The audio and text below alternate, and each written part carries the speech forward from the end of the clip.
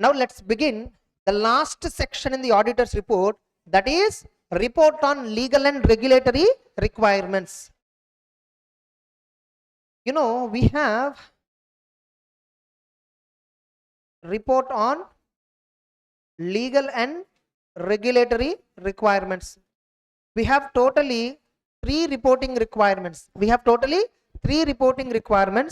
have one more requirement, 143 subsection 12, 143 subsection 11, 143 subsection 3, 143 subsection 1. The auditor has to inquire 6 matters here. The auditor has to inquire 6 matters here. 143.3, auditor has to inquire here, auditor has to verify 16 matters here. 143.11, which talks about CARO 2020, where auditor has to comment on 21 matters. 143.12, where auditor has to report to central government. What is it?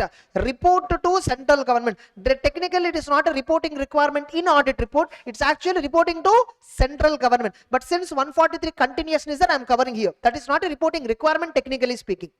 Getting it? Now, so auditor has to report on close to 47 matters. 16 plus 6, 22 plus 21, 43 matters. How many? Correct only, na? 22 plus 21, 43 matters. So close to 43 varieties of issues, auditor has to give his opinion. Auditor has to comment his view in the auditor's report. 43 variety of matters. Where he will has to comment on all this? Report on legal and regulatory requirements section inside the audit report. This is also called as other reporting responsibilities. This is also called as what?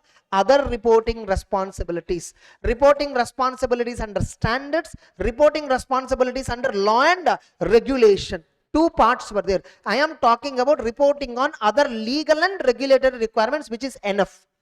Clear? Now, what is report on legal and other, what is responsible, what is reporting on other legal and regulatory requirement? These are all the matters. Now, let's discuss 143 subsection 11, which is nothing but where the central government was given the power by the Companies Act to notify matters on which auditor has to give opinion. But before that, one point, you know, under 143.11, 143.3, 143.3, this is actually called as checklist item. This is also called as what? Checklist items. We also call them as what? Affirmations by auditor under Companies Act. Affirmations by auditor under Companies Act. You know, on all these two, whether your matter, whether your reply is going to be positive or negative, both you must. Whereas on 6 matters, generally if your reply is going to be negative, only then it has to be reported. If at all your reply is positive, no need to report. Clear? Understood?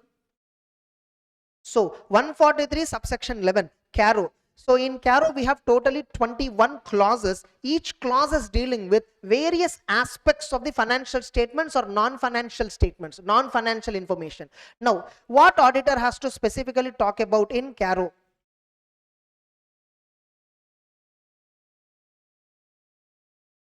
By the way, CARO is applicable for all the companies, including foreign company, excluding what? Banking company, insurance company, section 8 company, small company, 1-person company and a private limited company which satisfies 4 conditions, which is not a subsidiary or holding of a public company, whose paid up capital and reserves and surplus does not exceed 1 crore as on balance sheet date, whose borrowings from banks and FI shall not exceed 1 crore at any point of time, and whose turnover does not exceed 10 crore. Right now this 4 conditions is useless, because most of the private companies are coming under small company. Straight away CARO is exempt. You need not even check this. Small company definition, less than 4 crore capital, less than 40 crore turnover. Most of the private companies come under these 2. Yes or no? If at all a company turnover is less than 4 crore, paid up capital is less than 4 crore, and the turnover is also less than 40 crore, it's a small company. Straight away CARO does not apply. Why you have to come and check again 1 crore all these points? Then you might get a doubt. Then why this is included? Once upon a time, before CARO was introduced, before CARO 2020, which is applicable from 21-22 financial year, which is applicable from 21-22 financial year, Companies Amendment Act 2021. Before that, small company limits are 25 lakhs and 2 crore. 5 crore or something is there. Small company limits were. Thereafter, it was revised to some 2 crore and 10 crore. Thereafter, it was revised to 4 crore and 40 crore. That's how the revision happened. So earlier, small company is lesser than private company. That's why for private company, separate limits were given in the CARO. You know, CARO was originally brought in 2004. Before that, in 1999, there is a CARO called Mao CARO. Mao CARO, Modified Auditors Report Order, something like that. There is a name. 1999. 2004, it was CARO 2004. It was amended in 2011. It was amended in 2016. Then finally amended in 2020. This is the history behind this entire small company, private company conflict.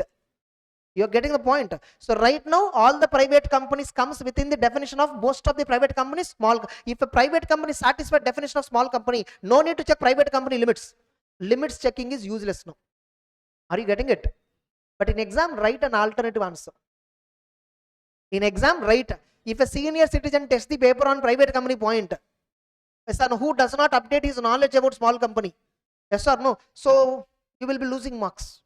So that's why if at all a private company limits and all is given, you clearly write the main provision. The above private company is treated as a small company. Accordingly, CARO does not apply. Alternative view, if at all the above company is not classified as a small company, then private company conditions will apply, and this is the answer. You write an alternative view.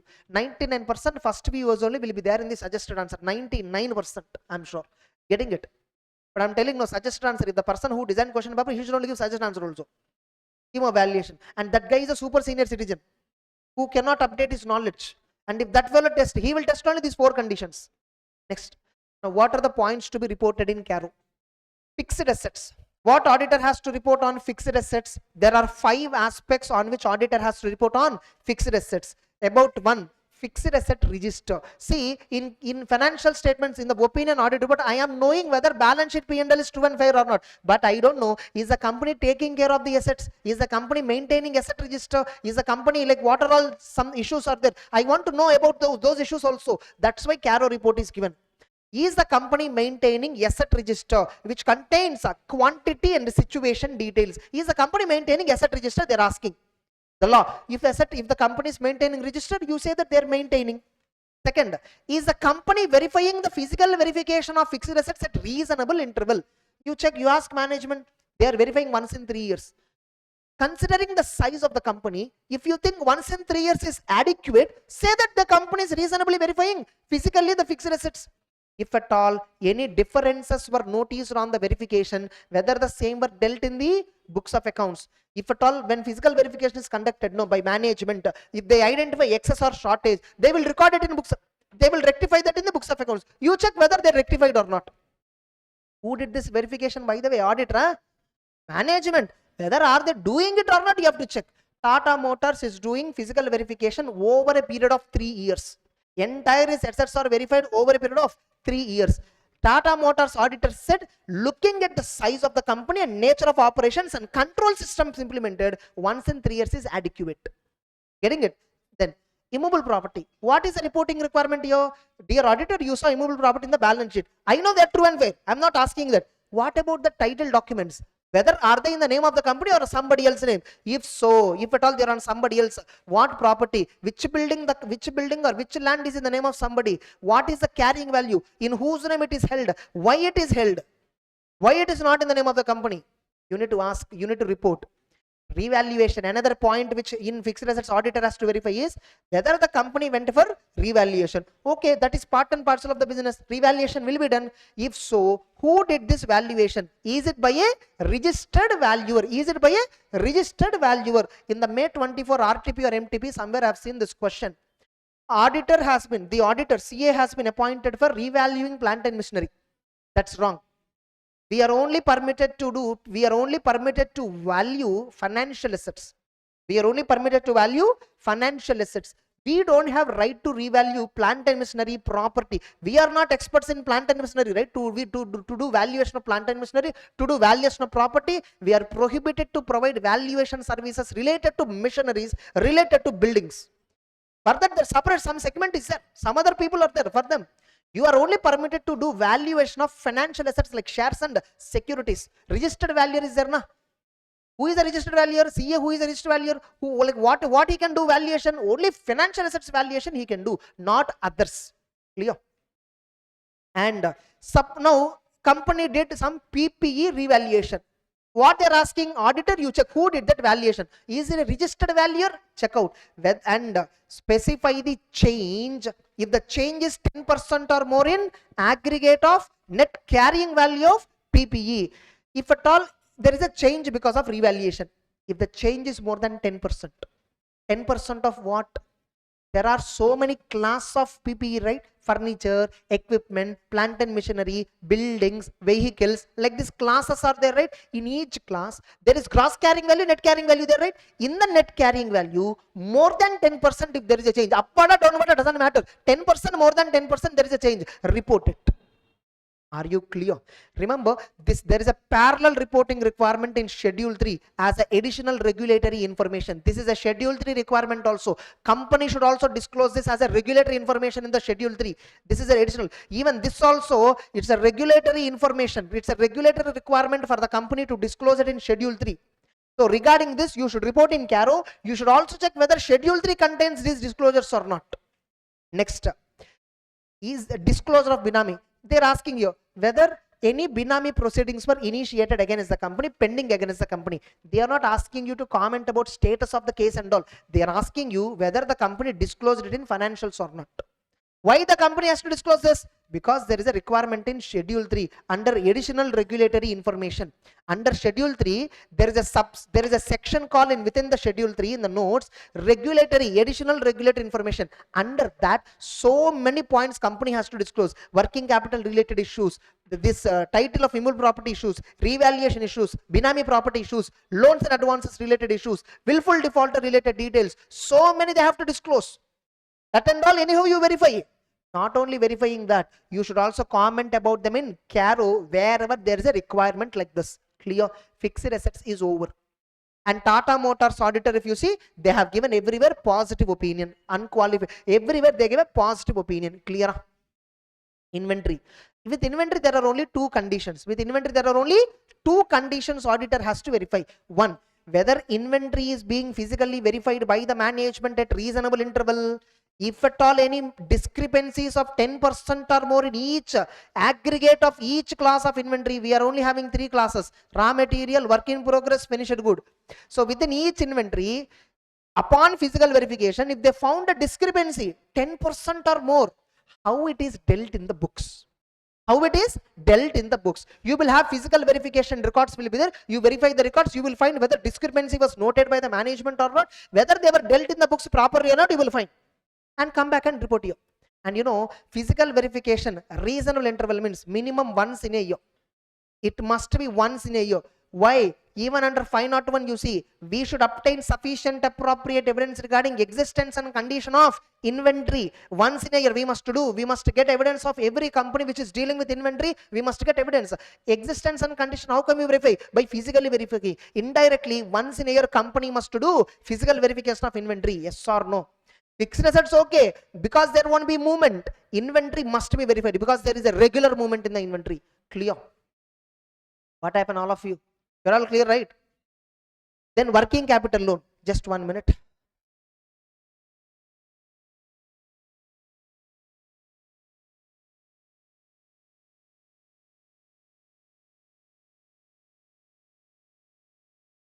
If you do this kind of intense revision, you remember very well. Summa revising na, whatever is there, plainly reading without processing, sleepy mind, that is not revision. This is intense revision. Every blood cell in your body should be alert when you're revising. That is when that revision is counted. You're getting it?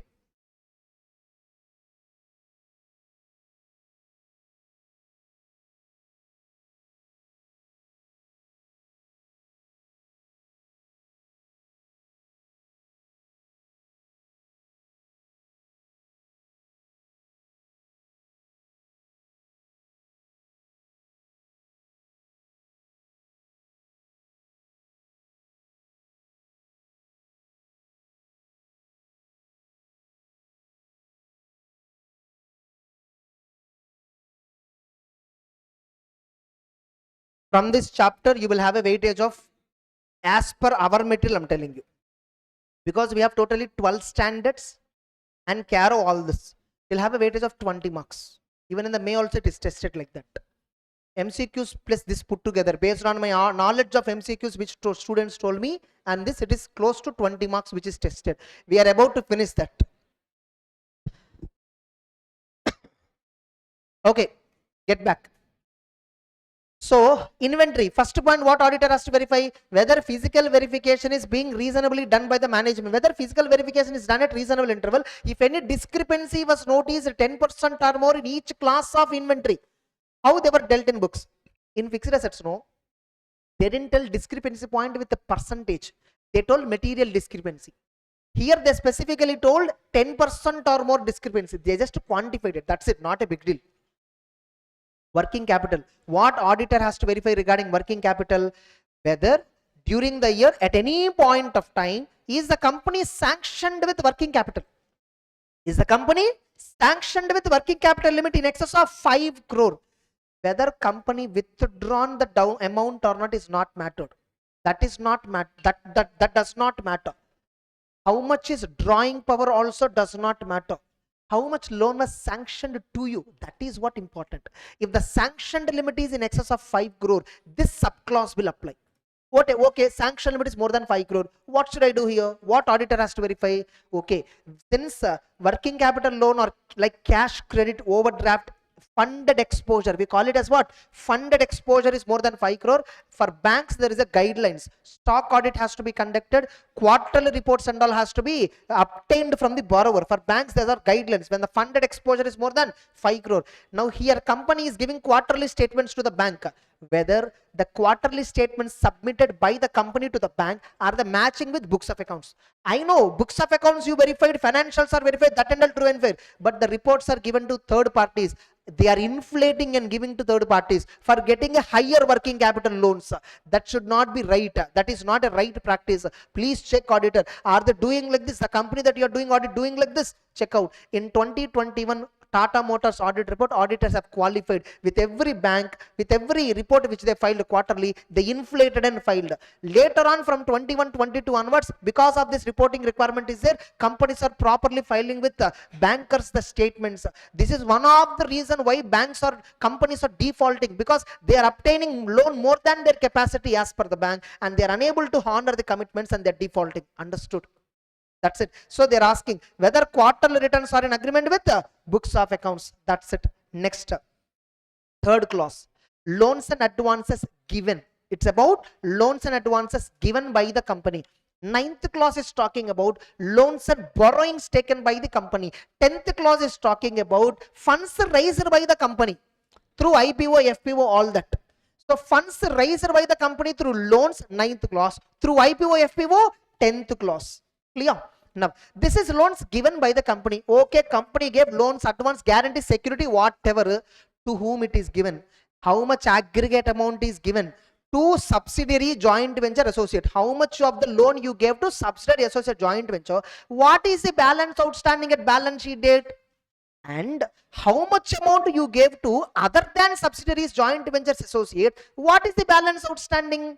Are you getting it? So here they're using the word whether the company has given any loans or advances in the nature of loans. Coffee day, this fraud is also there. They have given so many advances, but they're not advances. They're in the nature of loan. They're in the nature of loan. In the last MTP, May 24, MTP or RTP contains this question. See, I'm not sure it is there in CA inter or CA final, but I'm assuming it is CA final only, but both are related to the same CARO clause. Like where this company has entered into an agreement with film production company. Every year the film production company, the general transaction size the company generally makes is 5 crore. For example, some dummy number I'm telling, there the number is different. But company paid 25 crore advance. Advance means what? An amount given which is settled against a future transaction. Future transaction means what? Within next 1 year it should be settled. But I gave 25 crore loan, but 5 crore only settled.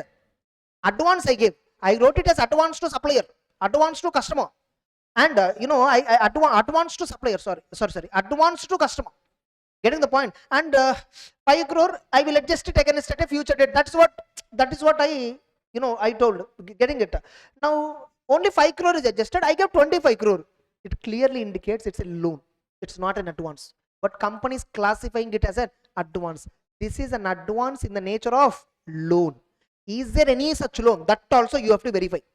Are you getting the point? So loan means very simple. See, generally when we give loan, no, immediately terms and conditions, company articles of association, all that comes into picture, formalities. If I say advance, no formalities. Transaction purpose I gave, I can say, I can escape from routine checking.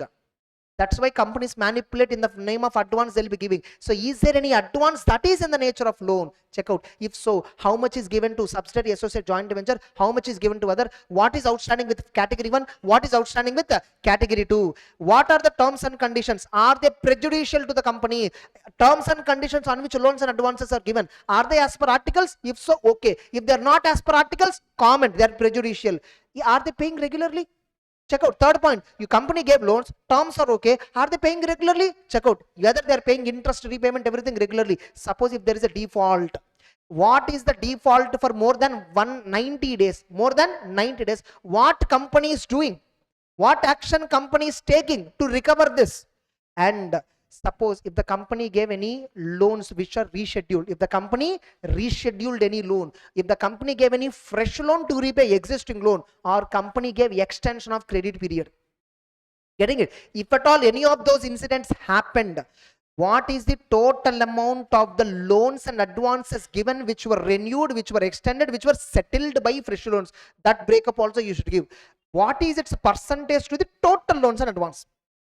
What is its percentage to the total loans and advances granted during the year? Company saying this year we gave 100 crore loans, but out of it 30 crore worth of loan is already given long back, that is extended now, that is renewed now, where you gave a fresh loan and got back the old loan. Now this is not something which is a beneficial for the company, this kind of activity. So that percentage has to be given. This last requirement. Did the company give any demand loans to anybody?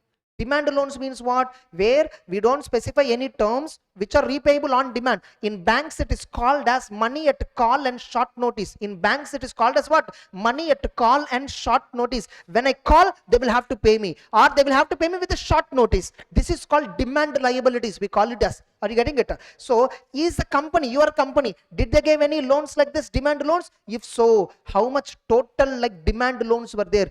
Tata Motors disclosure requirement is that Tata Motors have given so much of demand loans. Getting it? So how much demand loans you give? Out of total loans given, this loan is how much percentage? That you need to disclose. Understood or not? They will give you the entire this third clause. You need to write all these 6 disclosures. 5 marks question they'll give. Next. Only important points I'm covering. Deposits. Suppose if the company has raised any money by public deposits, if the company has raised any money by public deposits, whether are they complying with Companies Act, whether are they complying with RBI guidelines, whether are they complying with Company Law Board guidelines, if any, if there is a non-compliance, what exactly they contravened, what is the consequence of that? That you need to. Nature of contravention means what? Indirectly they're asking you what punishment is applicable. That's it. 7th one, statutory due. Statutory dues means what? Any taxes and duties that are payable by the company. Any taxes and duties that are payable by the company because of there is a levy under the law. Because there is a levy under the law, if any liability that the company has to pay, we call them as what? Statutory. These dues have to be reported under CARO under 2 parts. Undisputed due how much? Disputed due how much? Disputed due, you just have to give information. What information? Under which laws and regulations you have disputes, how much amount is involved, where the dispute is pending, High Court, Supreme Court, CESTAT, GST Tribunal, Customs Tribunal, where it is pending, Excise Tribunal, Income Tax Appellate Tribunal, where it is pending, you should give disclosure alone. Are you clear? And remember here they said a point, a mere representation is not a dispute. What does it mean? Suppose department called for scrutiny of books of accounts, you are just going and representing on behalf of the client, books explained to the department. That is not a dispute. When the dispute will start, department passed a demand order, company filed a case against the department, why should I pay? Then the amount is under dispute. Clear?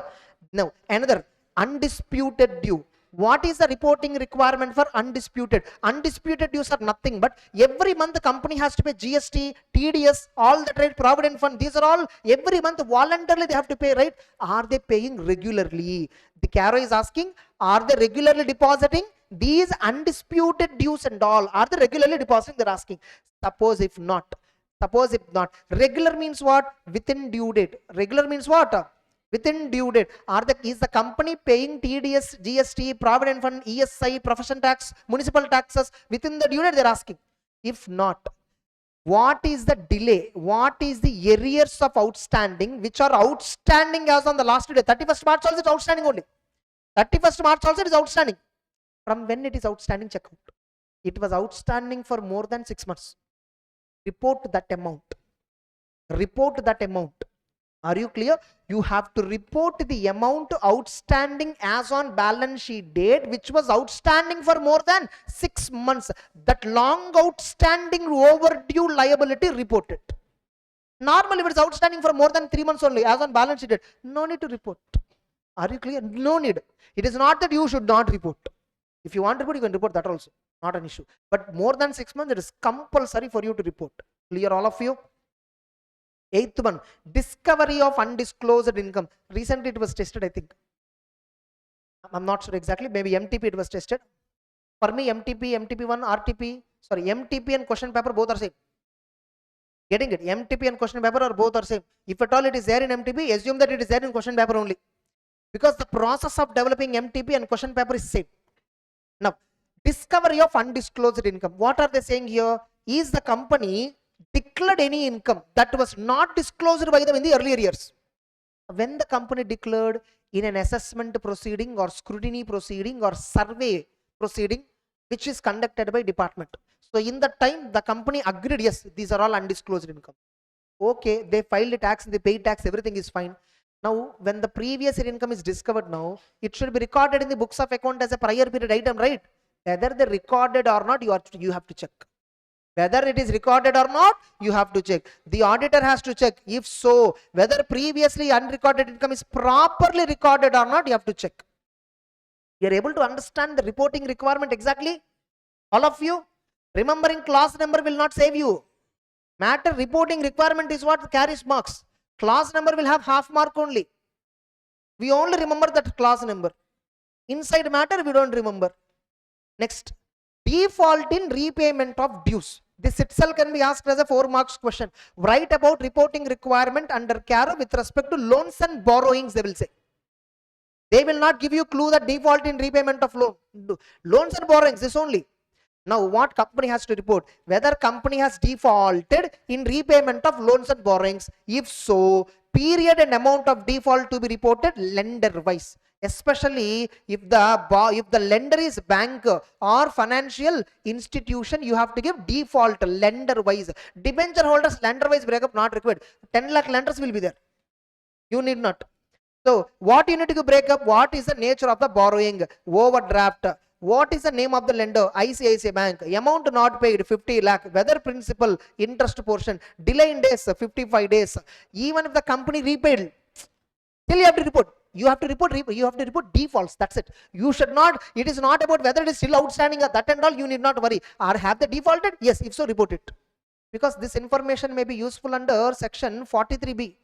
This information may be useful under section 43B.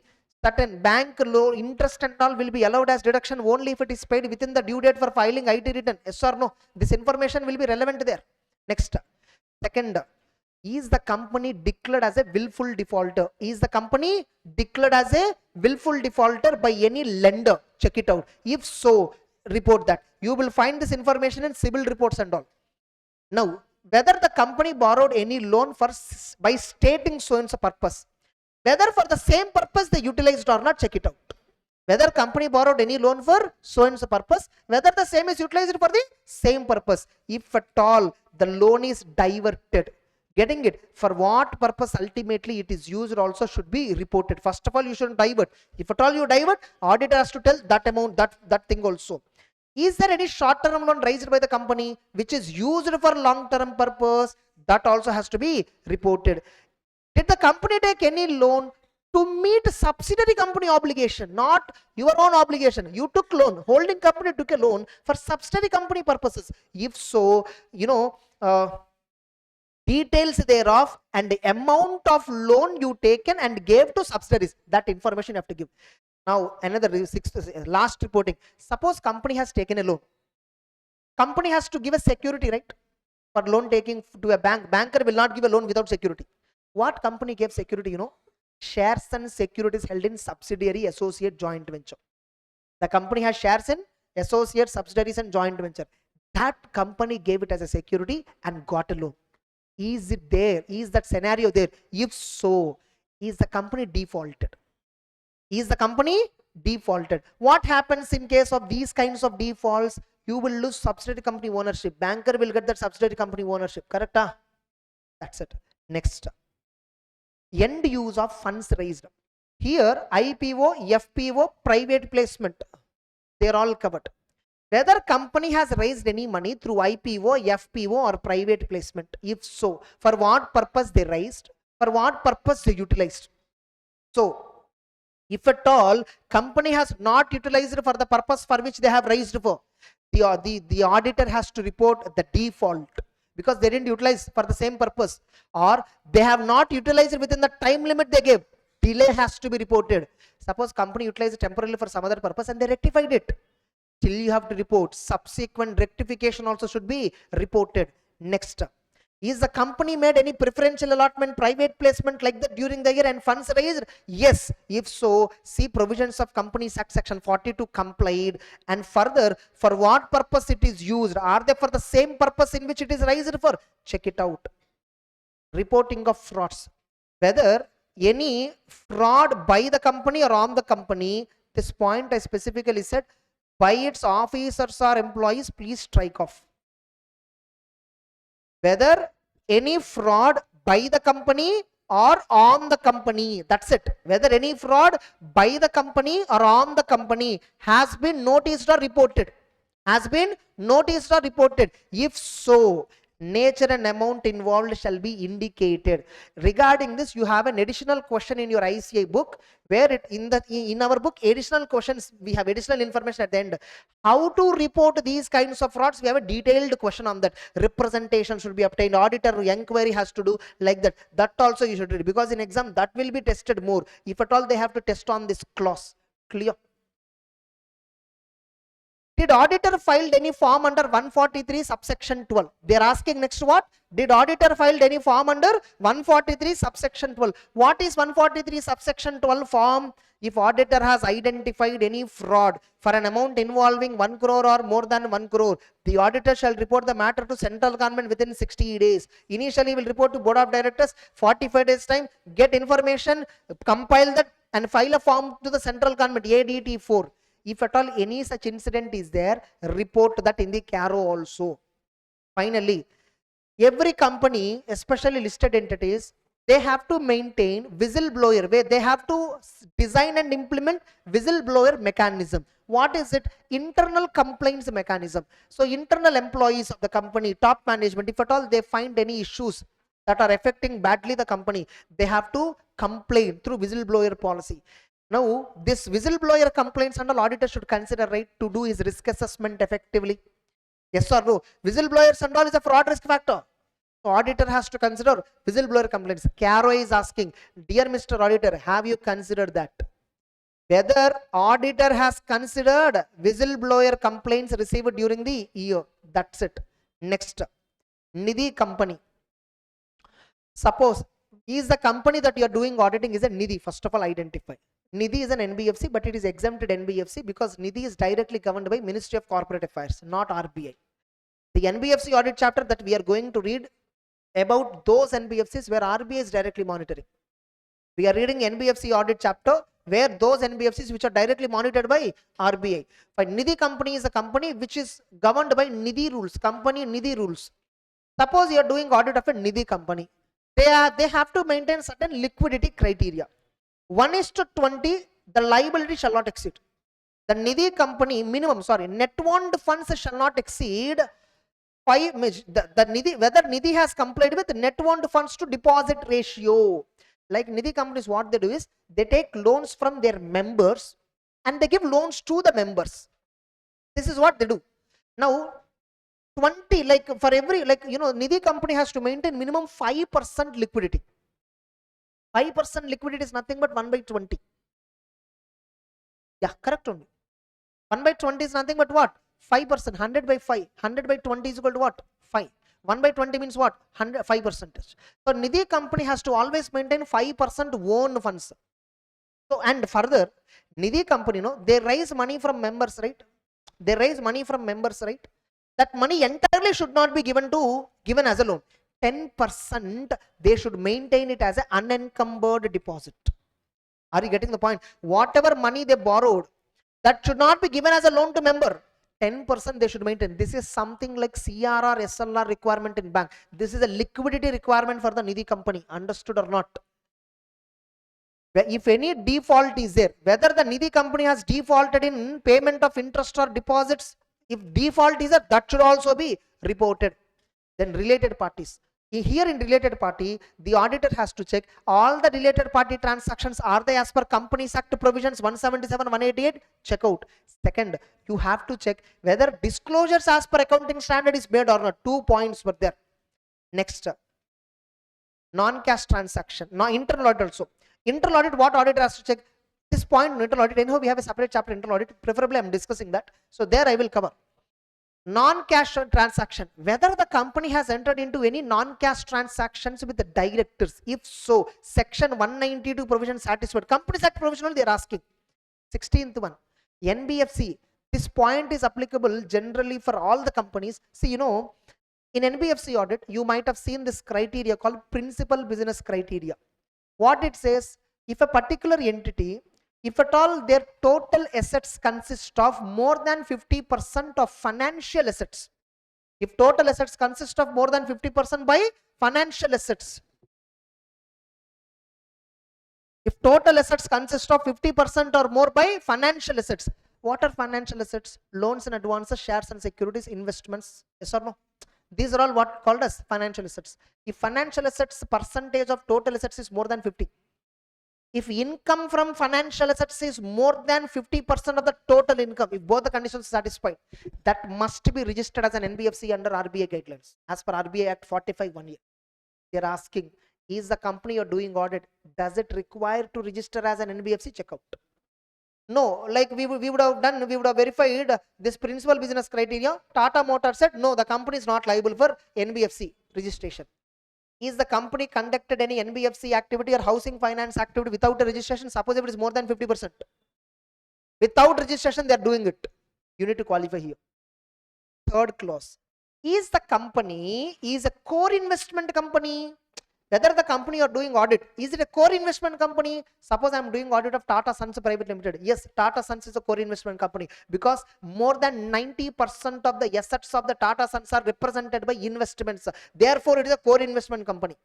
So, is the company that you are doing audit is a core investment company? If so, whether it continue to fulfill the core investment company criteria, if suppose if it is exempted core investment company, is it fulfilling exemption criteria? If it is unregistered core investment company, is it fulfilling that unregistration criteria? Core investment company with asset size more than 100 crore is called a systematically important core investment company. An NBFC which is a core investment company with an asset size more than 100 crore is called as a systematically important core investment company which must register with the RBI. Whether the group has more than one core investment company, whether the company belongs to one group, is it having more than one core investment company? If so, indicate the number of CICs. Tata Group is having some 5 or 6 core investment companies. The auditors reported the same in the Tata Motor audit report. Clear? All of you? Next, is the company suffering cash losses? What is a cash loss? Suppose profit after tax is negative. Actually, profit after tax is what? Negative. For that, add back depreciation, add back provision, nothing but you are adding back non-cash expenditures. Is it still loss? Is it still negative? If so, then we call it as what? Cash loss. If so, we call it as what? Cash loss. Suppose after adding back non-cash items, you are getting profit, which means the company does not have any cash loss. Are you getting it? Suppose if the company is having cash loss in the current year or immediately preceding previous year, financial year. If so, report it. You're clear, all of you? Resignation of auditor. Because P&L account shows the net effect only. When people are concerned, if there is a cash loss, people are concerned. Resignation. During the year, before you were giving audit report, there is some other auditor, right? He resigned. Have you considered reasons of the resignation, issues, objections? Of course, we have to. This is a requirement in clause number 8, part number 1, schedule number 1. Yes or no? Communication with previous auditor. It's a requirement. I'm supposed to consider. If I don't consider, I'm treated as guilty of professional misconduct. So, CARO is asking, have you considered that or not? Next, material uncertainty. This point I already covered, but once again I'll repeat. See, this point is so lengthy, you can simply see whether liabilities existing as at balance sheet date, as and when they fall due within a period of 1 year, nothing but they're talking about current liabilities. Whether current liabilities that are there in the balance sheet that fall due within 12 months from the balance sheet date, do you think company can honor it? Whether the auditor is of the opinion that no uncertainty exists on the date of audit report. You are giving audit report in July, no. Company said it is a current liability on 31st March. They have so many liabilities which are becoming due in the next 12 months. On audit report date, some subsequent information, all that you got to know. You are very much latest, you know latest information. Do you still think on the date of audit report which you are giving in July? Do you still think company can honor within next 12 months those liabilities that are there in balance sheet date, from the date of balance sheet 12 months? If so, say that you can. So Tata Motors auditor said there is no material uncertainty on the date of audit report that liabilities that fall due within 12 months from the date of balance sheet, the liabilities existing on the date of balance sheet. That's how they report. So how do you analyze this? How do you analyze this? You analyze on the basis of ratios, aging, expected dates of financial assets and payments and liabilities realizations, other information, management discussion. By looking at all this information, you will analyze on the date of audit report whether company can honor all the liabilities that are existing on balance sheet date that fall due within 12 months. That's it. CSR. CSR related reporting is very simple. 1 minute. After this CARO completion, we have 143.3. In that, funding party, intermediary, ultimate beneficiary, audit trial. Remember? That I will cover. Then I will be covering 610 and 620. With that, this chapter will be over. Okay.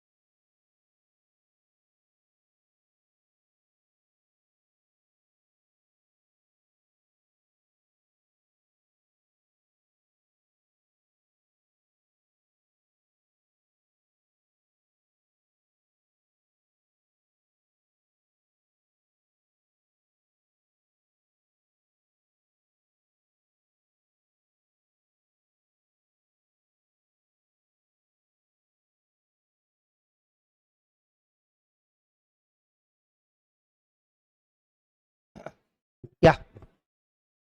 CSR. By the way, 21st clause in CARO is only applicable for consolidated financials. Technically, CARO report does not apply to consolidated financials except clause number 21. And 21st clause is not applicable for standalone financial statements related audit report. Getting it? Only for consolidated financials audit report it applies. So CSR fund, what is this? Every company has to spend a percentage of its profit on CSR activities. These profits can be spent, these profits has to be spent within the year end. If any unspent portion is there by 31st March, it must be transferred to the specified funds within 6 months. That's the rule. Here they are asking whether our company has transferred to specified funds or not. Suppose if the company has selected any project to spend the CSR funds, the project duration is more than 1 year. In that case, the company has to transfer these funds to a special bank account. Because by 31st March on a project full amount cannot be spent. It's a project oriented spending CSR activity, so where the gestation period is more than 1 year, so the company transfer the amount to some specified bank account. Auditor has to report whether the company did that or not. Are you getting it? So some, one is other than ongoing project, within 6 months the company has to transfer to special funds given under schedule 7. If it is ongoing project, amount of any unspent pursuant to ongoing, whether the amount transfer to special account or not, they are asking. That's it. Clear? For this CSR provision knowledge must be there, but I still gave you a brief provision about CSR. Next, now the auditor who is giving audit report on consolidated financial statements, in that audit report 21st clause of the CARO alone he should describe. What in that clause he should describe? In the consolidated financials, many subsidiary companies, Reliance you see 240 subsidiary companies are consolidated, 120, 30 associates are consolidated, joint ventures some 25, 30 were there. These 400 companies are consolidated in consolidated financials. Now all these companies are having their own auditors. All these companies also CARO reports were there. What is the qualification in all these companies CARO report? People want to know. Summary of all the qualifications in these 400 companies in the CARO report. Put that summary in the audit report on the consolidated financial statements. That's it. That is 21st clause. Clear? Whether there have been any qualification adverse remark by auditors in CAROs of consolidated financials, if yes, indicate details of paragraph. Not only CARO, I'm telling you in future reporting requirement will be, these are 21st clauses, right? In future 10 more clauses will add very soon. Getting it? There may be reporting requirement that subsidiary companies auditors what opinion they give. That list also you give here, because we can't go and set all the 400 company reports. Overall auditor considered that it is immaterial, but I want to know specifically in which subsidiary company what they qualified. I want to see the paras also. So audit report will keep on increase. You are getting it? Once upon a time there were only 11 clauses. Later it was increased to 16. Now it is increased to 21. Later it will be going to 30. Clear? So that's it. 143 subsection 11 CARO key points and all we have completed, except some 3 or 4 majorly we have completed. Next, 143 subsection 3 duty to report on certain matters. It has totally 10 points, whereas the 10th point have totally approximately 6 subclauses. So in this the auditor has to check whether dividend declared or paid by the company during the year, have they complied with the dividend provisions under Companies Act. Next, auditor has to check whether company is maintaining a software, accounting software that has a feature of audit trail, and whether the audit trail is retained by the company for the statutory retention period, whether audit trail is tampered. Auditor has to check all this. What is audit trail? All that I will discuss in internal audit chapter. We have a separate concept on audit trail there. Next, now fourth, this is one point where many don't understand again.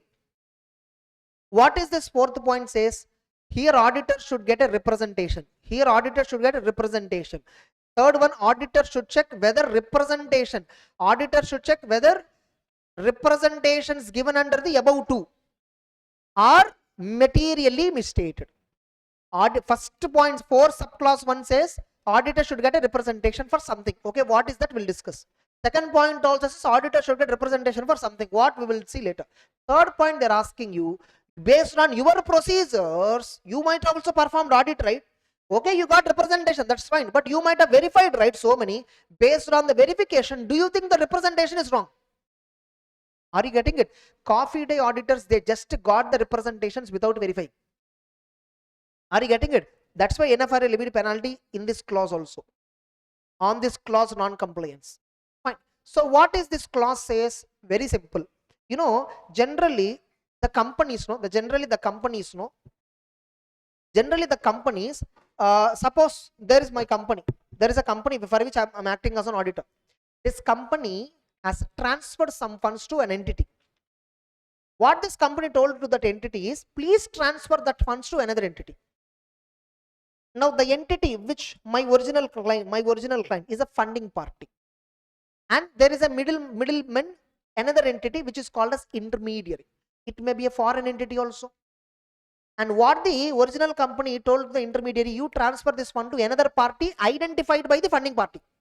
We call them as ultimate beneficiary. Okay, there is a kind of transactions like this.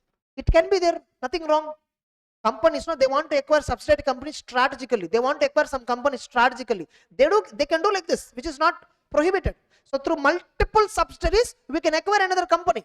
Vodafone acquired Hutch company through 67 intermediaries, which is permitted in law. No, not prohibited. Some strategic purpose is there. All these transactions shall be disclosed in the financial statements. Company disclosed. Get a representation that other than disclosure in financials, there are no other such kind of transaction. That is what the point says. Whether the management has represented to the best of its knowledge and belief, other than disclosure in financials, no funds have been transferred to intermediary with an intention that they have to transfer to another entity identified by the funding party. How this entire sentence is drafted, now you see, based on the example, whether the company has transferred means what? How they transfer? In the form of loan, advance, investment to an intermediary, including a foreign entity, with an understanding, whether in writing or otherwise, that the intermediary shall transfer to another party or give guarantee on behalf of another party to a third party. All this must be disclosed. Other than disclosed in financials, is there any such a transaction? Board of directors said, no sir, everything is disclosed. Give me a declaration that everything is disclosed. Here you are the auditor of whom? Funding party. Second scenario. Here you are acting as an auditor of one company, right? Did the company acted as intermediary? Ask them. Yes, company has acted as intermediary. You know, all these transactions require disclosures in financial statements. Suppose I'm the auditor of funding party. What funding party shall disclose? You know, who are the intermediaries, how much amount transferred, who are the beneficiaries, how much amount intermediary has to transfer. They need to disclose. What is the purpose they need to disclose? You're getting it. Same way, suppose I'm acting as an auditor for a company which acted as an intermediary for some transactions. If so, whether the company has received any funds from another entity with an understanding in writing or otherwise that this entity shall transfer these funds in the form of loan advance to another entity identified by funding party. If so, whether the company disclosed or not, they disclosed. Is there anything omitted? They said no. Give me representation that no. And you might have already verified bank statements of the company, ledgers of the company, all that, right? You will know whether is there any other transactions apart from disclosure in notes. You know very well, right? You might have done some audit procedures, right? Do you think the representation given by them is wrong? Because director said nothing is missing. Do you found anything wrong? Indirectly, what are they asking? Have you found any undisclosed transactions? Are you clear? That's it. This is what the fourth point. Clear? All of you? So with this 143 subsection 3 major point is completed. One more reporting requirement is 143 subsection 3 clause I. Auditor has to comment whether the company's internal financial controls related to financial statements are operating effectively. Whether the company's internal financial controls related to financial statements, are they operating effectively, they are asking. So you just have to test the internal financial controls, are they operating effectively or not, and then report accordingly. This reporting requirement does not apply if at all you are doing audit of 1% company, small company, or a private limited company, turnover not exceeding 50 crore and borrowings not exceeding 25 crore. If a private company satisfies both the conditions, turnover is less than or equal to 50, borrowings are less than 25, this reporting requirement for that auditor will not apply, which means he need not verify operating effectiveness of internal financial controls. That's it. Easy or not? Next, there is one more reporting requirement which is there in the 197 section. The company has to make a statement Whether remuneration paid by the company to its directors, is it in excess of limits given under the law? Especially this is applicable for whom? Public companies. Director remuneration limits are applicable only for public companies, not for private companies. So whether the company is paying remuneration to the directors within the limits prescribed under Companies Act. Maximum limit is 11% of the profit. You're clear? That's it. 143 subsection 3 is also completed. We are still having 3 more standards, 610, 620 and 710. I will cover 710 right now. Okay. 710. What is 710 standard is dealing with? This is one standard where many again have this confusion. 710 standard. 710 is dealing with what? Comparative information. 710 is dealing with what? Comparative information. This comparative information can be in 2 approaches. The comparative information can be in 2 approaches. Corresponding figures approach, comparative financial statements approach. In India, for preparing general purpose financial statements, we follow which approach? Corresponding figures approach we follow. We don't have comparative financial statements approach, not just in India, anywhere else in the world is also, it is not there. Comparative financial statements approach, generally this approach might come in special purpose financial statements audit. It might come in special purpose financial statements audit. For example, a company is preparing a balance sheet and P&L which contains figures of last 3 years using some framework. And they appointed you to give opinion specifically on all the 3 years. Generally, in audit report, we give opinion, right? It is only dealing with current year figures. Our opinion generally does not deal with corresponding figures. That approach is called as corresponding figures. Comparative financials means what? You should give opinion on comparative financials also. All the entire comparative information you should cover in your opinion. If that is the requirement under the framework, then that approach is called as what? Comparative financial statements. That approach is not there in India. What approach is there in India? Corresponding figures approach. Even in many other countries also, what approach is there for general purpose financial statements? Corresponding figures approach. This fact you should understand in order to read the standard. Without understanding that, if you read the standard, you will confuse what is this confusing both same points. No, you will have this confusion. Now, comparative information means what? It's nothing but amounts and disclosures that are there in the prior periods, that are belonging to prior periods, but are presented as an integral part to current year financial statements, which are to be read in relation to current period financials. Correct? Prior period amounts and disclosures are presented as part of current period financials. That's it. In accordance with applicable framework. What is corresponding figures? They are also nothing but prior period financials which are presented as part of integral to current period. Getting it? So what is the what is the level of detailed? The corresponding figures we will present. Same detailed presentation for current year. If current year giving breakup for 6 months, for example, breakup and all you are giving, same breakup you should give for prior period data also. So the level of detailedness of corresponding figures is primarily dictated by the level of detailed for current year figures. Now, what is the objective of the auditor? We simply has to obtain sufficient appropriate evidence, whether comparative information, it may be corresponding figures or it may be comparative financial statements, whatever it is. Comparative information, is it presented in accordance with the applicable framework or not, and report in accordance with the standard. Correct? And in case of corresponding, we give only opinion on current year. In case of comparative financials, we give opinion to each period that is referred in financial statements. Understood?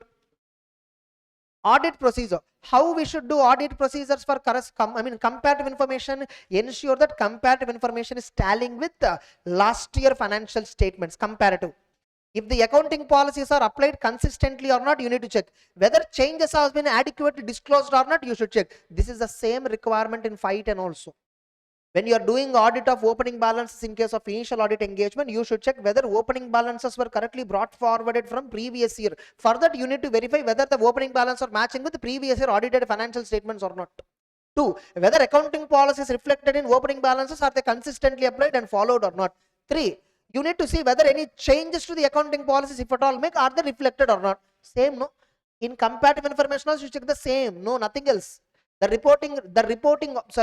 responsibility for corresponding figures, comparative information, and opening balance is one and same. You're getting it? If at all auditor identifies any misstatement in comparative, nothing but any misstatement in opening balances, what is its impact? You should get evidence. And if at all you only have audited prior period financials, check whether 560 procedure can be performed. Because you identified a material misstatement after the date of audit report. See, 560 can be applied. If 560 cannot be applied, come back and see 720 approach, 710 approach, and 510 approach. Are you clear? And get a written representation that any prior period item, if at all the company has if any prior period item company has identified that they're all properly accounted and disclosed, get a representation. Enough. What is the reporting ultimately? Very simple. With respect to corresponding figures, no, you will not refer to previous year figures. You will not talk about previous year figures itself in audit report. However, there are some circumstances where you will talk about prior period, where you will talk about comparative information in the current audit report. When if audit report of the prior period contains other than unqualified opinion, you remember SA 510, it says if the predecessor audit report, if the previous year audit was performed by another auditor and he has given a modified opinion, for what reason he gave a modified opinion, if that reason is relevant in the current year, material in current year, current auditor shall also give a modified opinion. To explain this, you should also talk about previous audit report, right? Right and requirement. So comparative information, generally we will not talk about corresponding figures in the audit report. However, if previous auditor gave a modified opinion, and if in the auditor opinion he has an evidence that a material misstatement exists belonging to prior period that was not addressed earlier, or if the prior period were not at all audited and not at all audited, you should obtain an evidence that opening balance are free from MMS. In all these three cases, you will refer about prior period comparative information in the audit report. You see common reporting also. You should report in other matter paragraph clearly in the audit report of current period. If prior period financials were audited by another auditor, who audited that, what opinion they gave, what is the date of report. If at all prior period financials were not audited, say that prior period financials are not audited. Does it mean you are exempted from getting evidence on opening balances? No. This disclosure does not relieve the auditor from responsibility to obtain sufficient appropriate evidence regarding opening balances. This is entire reporting requirement and discussion for corresponding figures.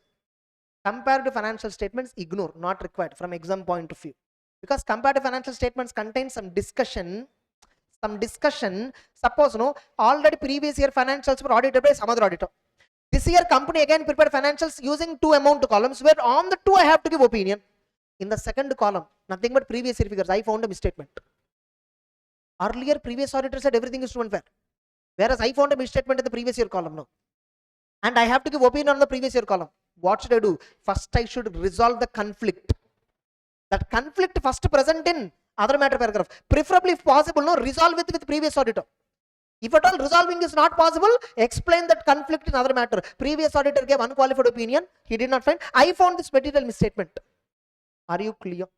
So this is one additional requirement for comparative financial statements. That's it. 710 is over. Understood 710 now? With this understanding, read the standard, you will get complete clarity. You're clear? So almost we have completed entire audit report except 610 and 620. 610 and 620 will continue in the next session. Maybe it will take some half an hour to 40 minutes. Approximately it will take half an hour to 40 minutes. You know what? Audit report chapter we discuss in real class for 25 hours. 24 hours we discuss this chapter. And I tried to cover it for you less than 4 hours. Are you getting it? So the level of detailedness in that is different. But I hope this gives you a lot of clarity on the subject now. You're getting clarity? Yeah, thank you. In the next session, we'll continue discussing those two, and then I will start ethics chapter. After completing ethics, I will go to standards. Or maybe let us do one thing, I'll go with standards only. Let us go touch all the standards and finish, and finally ethics. Ethics is Zuzubi, easy chapter. What is there in ethics? Own preparation chapter. Yes or no? It's a very easy chapter. Standards is what challenging. Correct? Yes, we'll meet in the next session with more energy. I think you're tired more than me. Yeah, bye.